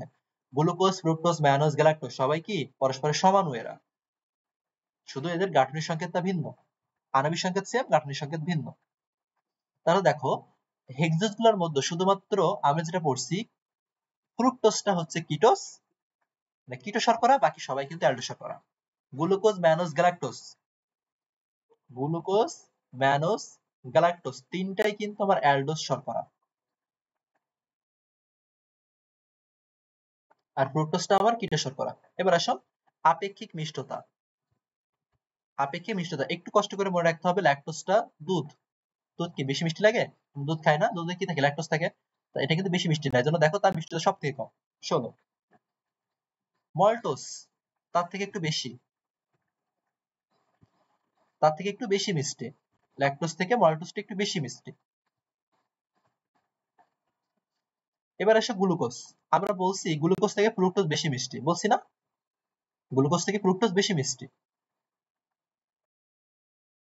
গ্লুকোজ 74, ফ্রুক্টোজ তার দেখে 100 যোগ করে দিয়ে করবা। গ্লুকোজ 74 আর 100 যোগ করে 173 বা 174 সেম। গ্লুকোজ থেকে ফ্রুক্টোজ বেশি মিষ্টি। এখন দেখো গ্লুকোজ আর ফ্রুক্টোজ মিলেই তো আমরা সুক্রোজ তৈরি করতেছি। সুক্রোজে ভাঙলে গ্লুকোজ ফ্রুক্টোজ পাবো। আমি বলছি যে মনে রাখবা ফ্রুক্টোজ মানেই হচ্ছে চিনি, মানে চিনি যে বৈশিষ্ট্য ফ্রুক্টোজে সেই সকল বৈশিষ্ট্য থাকে। তাই ফ্রুক্টোজ যেহেতু বেশি মিষ্টি গ্লুকোজ থেকেও, সুক্রোজও গ্লুকোজ থেকে বেশি মিষ্টি হবে। এখন কতটা? দেখো গ্লুকোজের সাথে যখন তুমি এই 100 যোগ করবা তখন তুমি বলছিলাম ফ্রুক্টোজ পাবা, ওই যে 100 যোগ করতেছো সেটা হবে সুক্রোজ। এইভাবে মনে রাখো। এর থেকে বেশি মিষ্টি হয় স্যাকারিন। আমরা খেয়ে দেখছি, কিন্তু স্যাকারিন আমরা খাই। আগে আগেকার যে আইসক্রিম গুলো তৈরি হতো, বিক্রি করতো যেগুলো, সেগুলোতে কিন্তু এই স্যাকারিনই থাকতো। সব থেকে বেশি মিষ্টি হচ্ছে মনালেনিন। সব থেকে বেশি মিষ্টি হচ্ছে মনালেনিন এইগুলার মধ্যে। এটা একটু খুব ইম্পর্টেন্ট মনে রাখবা। হেপটোজ দেখো, হেপটোজের মধ্যে সেডোহেপটোজ, এটা হচ্ছে অ্যালডোজ শর্করা, 7 কার্বন বিশিষ্ট মনোস্যাকারাইড কে আমরা বলতেছি হেপটোজ। আমরা মনোস্যাকারাইড শেষ করছি, এবার এখান থেকে দেখো কি কি এমসিকিউ আসছে বিগত বছরগুলোতে। দেখো রাইবোজ, এই যে কোএনজাইম তৈরিতে ব্যবহৃত হয়, ঠিক আছে? এরা কি অ্যালডোহেক্সেস নামে পরিচিত। 60 ডিগ্রি সেলসিয়াসে গমে, 60 ডিগ্রি সেলসিয়াস তাপমাত্রায় গলে। তাহলে দেখো রাইবোজ আমরা কি পড়ছি? রাইবোজ তো কোএনজাইম তৈরিতে, এটিপি এনএডিপি, এখানে এ আছে না? এতে কি? এতে কি অ্যাডেনোসিন, ওএস আছে। ওএস মানে কি? কার্বোহাইড্রেট এটা। আচ্ছা অ্যালডোহেক্সোস না তো, এটা অ্যালডোপেন্টোজ না? রাইবোজ কি 5 কার্বন বিশিষ্ট? এটা হচ্ছে অ্যালডোপেন্টোজ। 60 ডিগ্রি না তো, 95 ডিগ্রি সেলসিয়াস তাপমাত্রায় গলে। আর এটা আরএনএ এর মূল উপাদান। তাহলে এখানে প্রথমটাই কারেক্ট। Broad question. গ্লুকোজ সম্বন্ধে কোনটি সত্য? গ্লুকোজ সম্বন্ধে সত্য নয় কোনটি? কোনটা সত্য নয়? এটা রিডিউসিং সুগার। বলেছি তো গ্লুকোজ একটা মনোস্যাকারাইড, সকল monosaccharide disaccharide except sucrose, reducing sugar. আখের চিনি বলা হয় একে। গ্লুকোজটা হচ্ছে রিডিউসিং সুগার, এটা কিন্তু সত্য। গ্লুকোজ কি আখের চিনি বলা হয় নাকি আঙুরের শর্করা বলা হয়? গ্লাইকোজেন হিসেবে সঞ্চিত থাকবে গ্লুকোজটা ভিটামিন সি তৈরিতে প্রয়োজন হয়। ভিটামিন সি তৈরিতে এটা প্রয়োজন হয়, তাহলে এটা সত্য না, এখানে না দিয়ে দিছে। গ্লাইকোজেন হিসেবে সঞ্চিত থাকবে। কোথায় সঞ্চিত থাকে গ্লাইকোজেন হিসেবে? মাংসপেশি এবং যকৃতে। আর এটাকে আঙুরের শর্করা বলা হয়। এই দুইটা সঠিক না। রিডিউসিং সুগার কোনটা বা বিজারক শর্করা কোনটা? Glucose. Glucose, fructose, mannose, galactose, যা যা এখানে পড়ছি আমরা, সেডোপ্লোজ, এগুলো সব মনোস্যাকারাইড। মনোস্যাকারাইড গুলো সব হচ্ছে রিডিউসিং সুগার। গ্লাইকোজেন, এস্টারসেলুলোজ, এগুলো কিন্তু সব মনোস্যাকারাইড না। অধিকাংশ মিষ্টি ফলে মুক্ত অবস্থায় নিচের কোন মনোস্যাকারাইডটা পাওয়া যাবে? পাকা মিষ্টি ফলে কি থাকে? ফ্রুক্টোজ।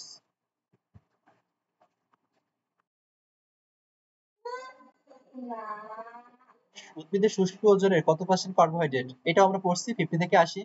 মনোস্যাকারাইড কোনটা? দেখো রাইবোজ না? এটা কি 5 কার্বন বিশিষ্ট মনোস্যাকারাইড। মনোস্যাকারাইডে কোন বন্ধন দিয়ে পরস্পর যুক্ত হয়ে অলিগোস্যাকারাইড ও পলিস্যাকারাইড তৈরি করে? মনোস্যাকারাইডে বলছিলাম গ্লাইকোসাইডিক বন্ড। আর পেপটাইড বন্ড থাকে হচ্ছে প্রোটিন অ্যামিনো অ্যাসিড তৈরি করতে গেলে। পেন্টোজ শর্করা কোনটা? রাইবোজ ছিল, রাইবুলোজ ছিল, ডিঅক্সিরাইবোজ ছিল, জাইলোজ ছিল, জাইলুলোজ ছিল, অ্যারাবিনোজ ছিল। তাহলে ফ্রুক্টোজ কি 6 কার্বন বিশিষ্ট না? তাহলে এটা হেক্সোজ, পেন্টোজ না। ভার্সিটির আসা কোশ্চেন গুলো দেখো একটু। মনোস্যাকারাইড এটা তো একটু আগে দেখলাম, কোন বন্ধন দ্বারা পরস্পর যুক্ত হয়ে অলিগোস্যাকারাইড গঠন করে? গ্লাইকোসাইড বন্ড দ্বারা। বিটরুট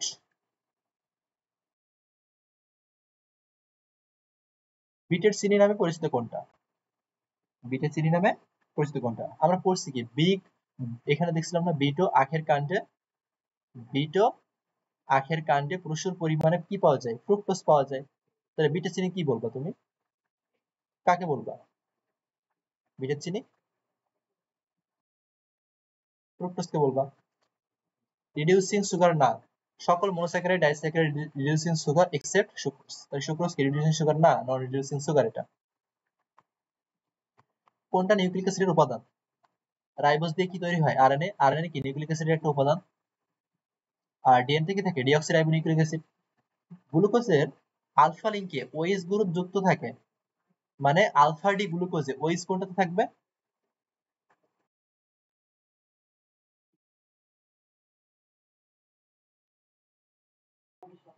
আমরা কি পড়ছিলাম এখানে যে আলফা ডি গ্লুকোজ, আলফা কখন বলবো বলছিলাম? যখন ওএইচটা 1 নাম্বার কার্বনের নিচে থাকে। আর বিটা বলবো কখন বলছিলাম? যখন 1 নাম্বার কার্বনের উপরে ওএইচটা থাকবে, সেটা হবে বিটা ডি গ্লুকোজ। আচ্ছা, কর্ন বা গ্রেপ সুগার কোনটা? গ্লুকোজকে কর্ন বা গ্রেপ সুগার বলা হয়। হ্যাঁ, একটা কথা দেখো, ইকু বা বিটের চিনি কোনটা? ইকু বা বিটের চিনি কিন্তু বলা হয় সুক্রোজকে। তো একটু আগে যেটা বললাম, তাহলে এটা মনে হয় ভুল বলে ফেলছি, এখানে সুক্রোজ হবে, এটা সুক্রোজই হবে। ফ্রুক্টোজে বিটে, ইকু ও বিটে, ইকুর কাণ্ডে, ইকুর কাণ্ডে ও বিটে যদিও ফ্রুক্টোজ পাওয়া যায়, কিন্তু বিটের চিনি বলা হবে কাকে? চিনি যেহেতু বলতেছে, এই জন্য আমরা এটাকে বলবো সুক্রোজ। সুক্রোজ মানে কি? চিনি। বিটের চিনি বলা হবে সুক্রোজকে। ইকো বিটের চিনি বলবো কাকে আমরা? সুক্রোজকে বলবো। আচ্ছা, দেন দেখো এখানে নিচের কোন আঙুরে, এটা তো দেখছি আঙুরে কতটুকু শর্করা থাকে, কতটুকু গ্লুকোজ থাকে? 12 থেকে 13 ভাগ গ্লুকোজ থাকবে। তারপরে নিচের কোনটা অধিকাংশ ক্ষেত্রে উদ্ভিদে ইরিথ্রোস 4 ফসফেট হিসেবে কাজ করবে? অপশনগুলোর দিকে একটু তাকাও। এটা 3 কার্বন বিশিষ্ট, ট্রায়োস, এটা পেন্টোস, এটা হেক্সোস, এটা কি টেট্রোস? তাই এই ইরিথ্রোস কি টেট্রোস না? টেট্রোস তো এটাই আছে একমাত্র।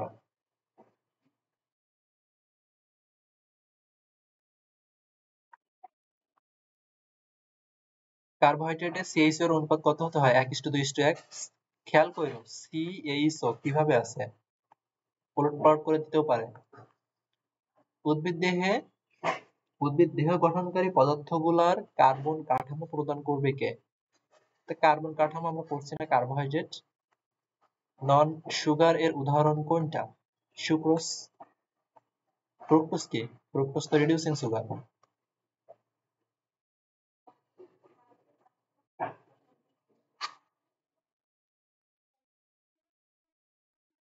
মনোস্যাকারাইডে কার্বন সংখ্যা 3 থেকে 10টা।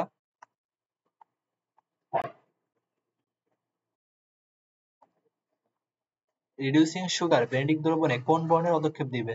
লাল বর্ণের পদক্ষেপ দিবে। কপারের।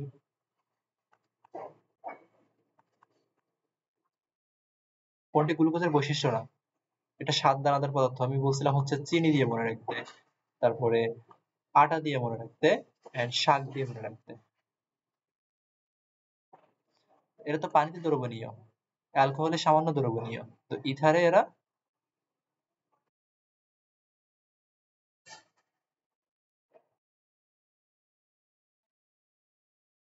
অ্যালকোহলে সামান্য দ্রবণীয়, কিন্তু ইথারে অদ্রবণীয় হয়। তাহলে পানিতে দ্রবণীয় ঠিক আছে, অ্যালকোহলে দ্রবণীয় ঠিক আছে, সাধারণ ঠিক আছে, কিন্তু ইথারিয়ে দ্রবণীয় না, এটা ঠিক না। তার মানে এইটাই উত্তর হবে, বৈশিষ্ট্য না এটা।